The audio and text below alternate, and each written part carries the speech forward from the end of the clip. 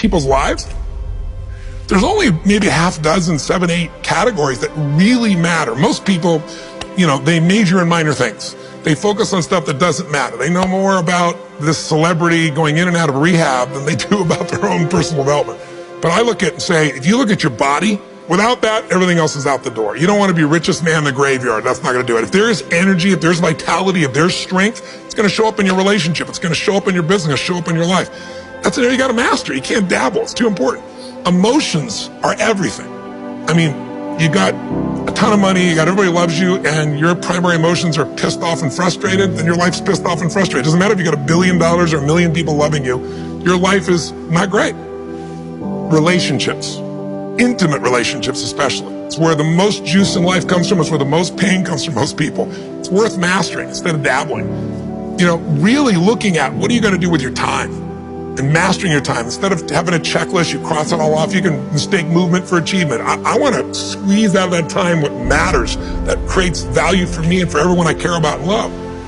What about your career or your business and the mastery of that instead of dabbling? Most businesses are dabblers. That's why they don't make it. 96%, any 10-year period of time, 4% make it. That doesn't even mean they're profitable. And it does not mean they're enjoying themselves, all right? Or they're getting anybody else to feel good. Really mastering money, so that it's not a question in your life. You can do and be and give and share as much as you want. You're not stressed about it. You live in a place of abundance. And then spiritually, really, I think, I don't tell people what to believe spiritually, but I believe that ultimately, whatever you believe, you got to live it, and it should lead to growing and giving.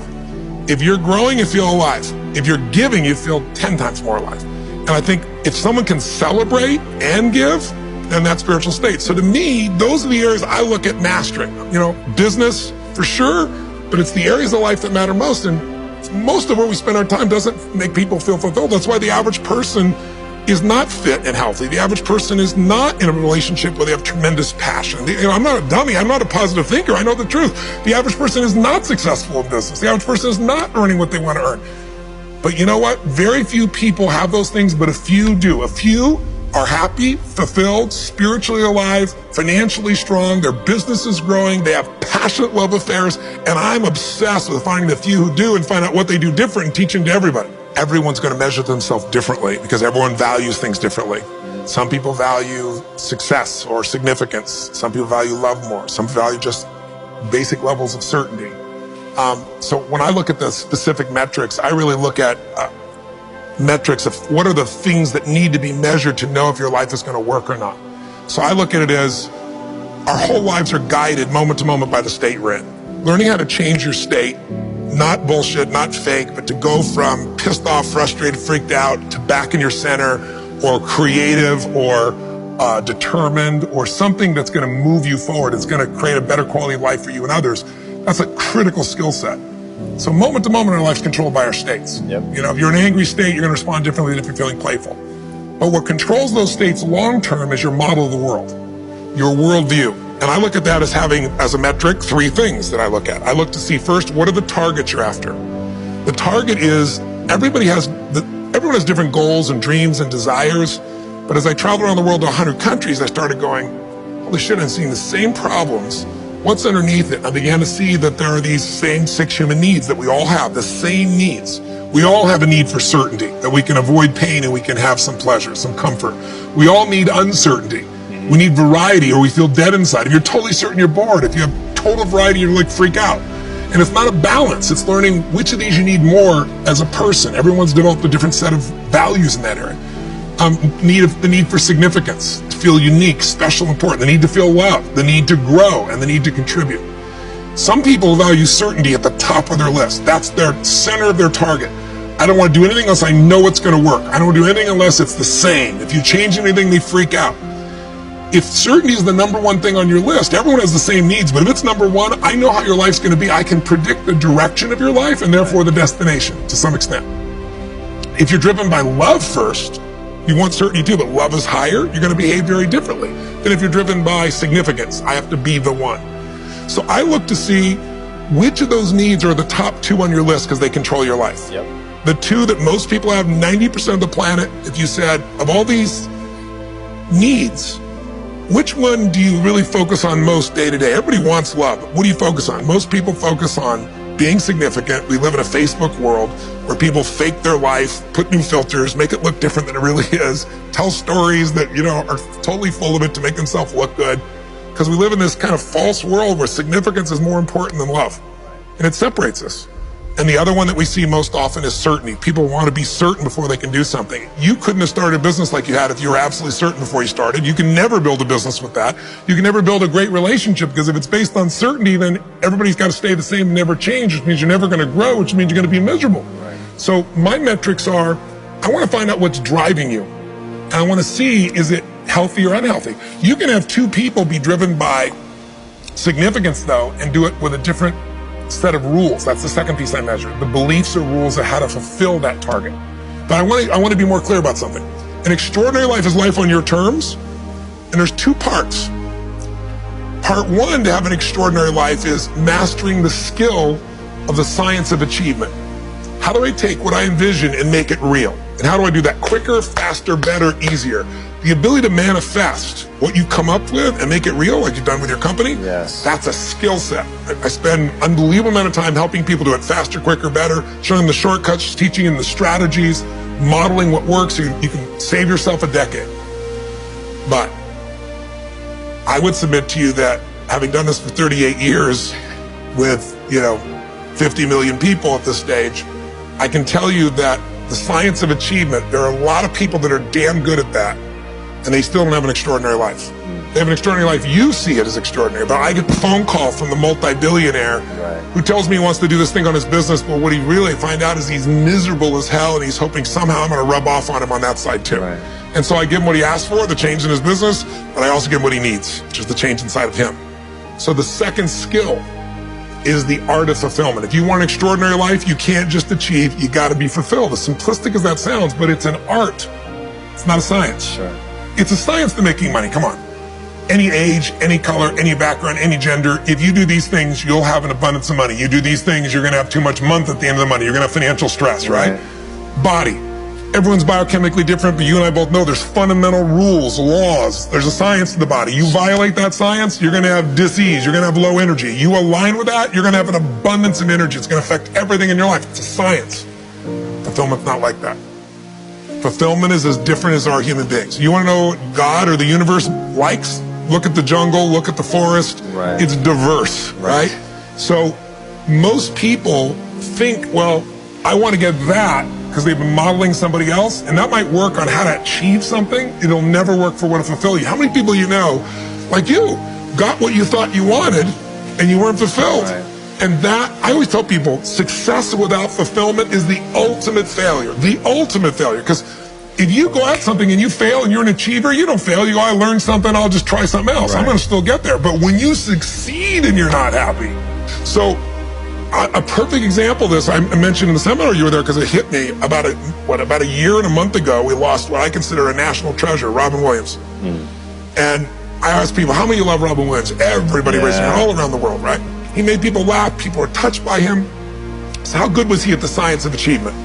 I mean, he wanted to be a great comedian and make the whole world laugh. He did. He wanted to have his own TV show. He did. He wanted the #1 show. He did it. He wanted to make movies. He did. He wanted to have an Academy Award for not being funny, dramatic, and he did it, right? He did it, yeah. He said he wanted a beautiful family. He achieved everything, and he hung himself. That's crazy. And I know recently someone's saying, well, he had dementia. He had drug abuse, he had alcohol abuse most of his life because he made everybody happy but whom? Himself. That's the ultimate failure. So if I had no other message to offer your viewers, and you let me give it to them right now, I'll tell you what I believe. I believe our lives are controlled by one force, decisions. I certainly believe in force greater than myself, call it God if you will, grace, whatever you want to call it, the universe. But I also believe it gives us choices. And the decisions we make control us much more than the conditions we meet. It's not the conditions, it's your decisions. Decisions of what to believe, decisions what to do, decisions what to give. I say to people, think about, look back 10 years ago, 5 years ago, 15 years ago, and think of a decision you made. That if you would have made a different decision, you'd have a totally different life today. Better or worse, I don't know, but totally different. The most important decision you can make above any on the face of the earth is deciding that no matter what happens in your life, no matter what happens, you're going to live in a beautiful state. The decision to say, I am not going to suffer. That if suffering arises, pain's one thing, suffering's another. Suffering is when you're like, suffering could be worry, it could be anger, it could be frustration. It's anything that takes you out of a beautiful state. And here's what people don't get. You can end suffering by stop focusing on yourself and focus on something you want to serve greater than yourself. Your children, your wife, your mission, your life. You can get out of it in an instant because the nature of the human mind is to constantly compare things. Your mind, your brain is a 2 million year old device, and it is not designed to make you happy. It's designed to make you, it's designed to make you survive. Right. And that's why it's always looking for what's wrong. But it used to be what's wrong, a saber-toothed tiger, so I can protect myself. Now people are worried about what people think about them, or do they have enough money? When 2/3 of the planet lives on $2 a day, and you're making $38,000, you're rich. The poorest of the poor in our country are considered rich. That's not, I'm not saying they should stay that way. Right. But you can only build on success. My goal would have you consider something. Life is short. We don't know how short it's going to be.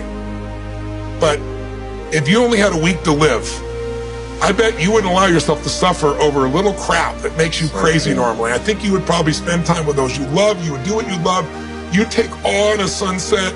You'd smell the air. You would take in everything in those final moments that you possibly do. So my thing is, why wait? Right. Right? Why wait? Why not just decide that if I start to suffer, I know the solution, because suffering is me obsessing about me. You might say, it's not me, I'm worried about my kids because they're not doing well. No, you're worried that you haven't done enough for your kids. It's about you still, right? Yes. You know, you're worried about what was done or what you should have done or what shouldn't have done. And you can end that in an instant by becoming aware of it and saying, I have made the most important decision of all. Right. I'm gonna live in a beautiful state. Because here's what's gonna happen. Anybody watching, you may lose a family member, you probably will. Somebody may get cancer. Your business the government might change the rules. They might change things radically that you can't even do anything about it. You might go bankrupt. You might get divorced. I'm not saying anybody will, but no one knows what's going to really happen in your life. Life's full of uncertainty, but here's what you can know. You can decide no matter what happens, you could have a great time.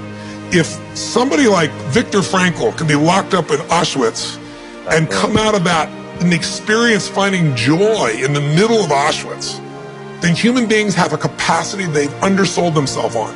We think that the outside world determines how we feel. If people have to behave a certain way, if your husband or your wife or your kids or your coworkers or whoever, your boss, has to behave a certain way for you to be happy, and if they don't, you're unhappy, then you're always going to be unhappy, because the more people around you, the more they're going to change that, because they're all human, right?